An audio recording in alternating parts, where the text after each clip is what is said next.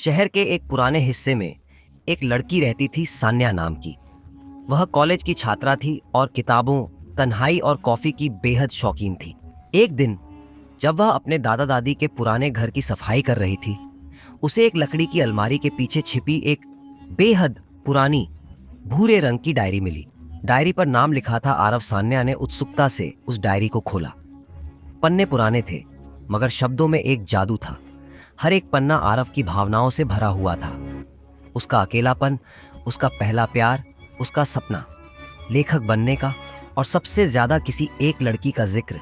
मेरी मुस्कान की वजह नैना सान्या धीरे धीरे उस डायरी में खोने लगी। वह रोज कुछ पन्ने पढ़ती और ऐसा महसूस करती जैसे वह आरव को जानने लगी है। उसकी हंसी, उसका दर्द, उसके ख्वाब, सब कुछ। एक दिन डायरी में एक आखिरी नोट मिला। अगर ये डायरी किसी दिन किसी को मिले तो नैना को मेरा आखिरी खत दे देना। शायद वो अब भी मुस्कुराती हो, मेरी वजह से नहीं। मगर फिर भी सान्या के दिल में एक खलबली मच गई। कौन था आरव? नैना कौन थी? क्या ये सच्ची कहानी है? क्या नैना अब भी जिंदा है? सान्या ने खोज शुरू की। पुराने पते, library, record, college alumni data, और एक दिन उसे एक सुराग मिला।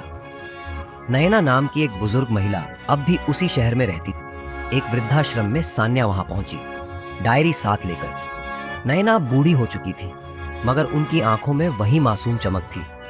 सान्या ने धीरे से कहा, क्या आप आरव को जानती थी? नैना की आंखों से आंसू बह निकले।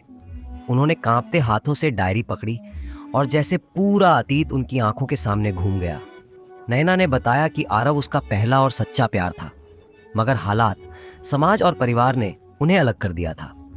आरव ने कभी शादी नहीं की, नहीं नैना ने, वे एक दूसरे से बिछड़ गए, मगर यादें कभी नहीं मिटी। सान्या ने वह आखिरी खत नैना को दिया। नैना ने उसे चूमा और फिर मुस्कुरा दी।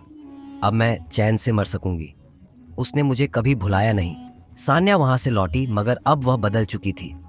उस डायरी ने उसे सिखा दिया कि सच्चे जज्बात कभी पुरानी नहीं होते। जैसे वो डायरी नहीं हुई, उसने आरव और नैना की कहानी को एक किताब में बदल दिया, एक अधूरी मोहब्बत की मुकम्मल कहानी। आपको ये वीडियो पसंद आया हो तो जरूर लाइक करें और नोटिफिकेशन बेल आइकॉन को दबाना न भूलें। हम मिलते हैं आपको अगले वीडियो में एक और रोचक कहानी के साथ। तब तक के लिए राधे राधे।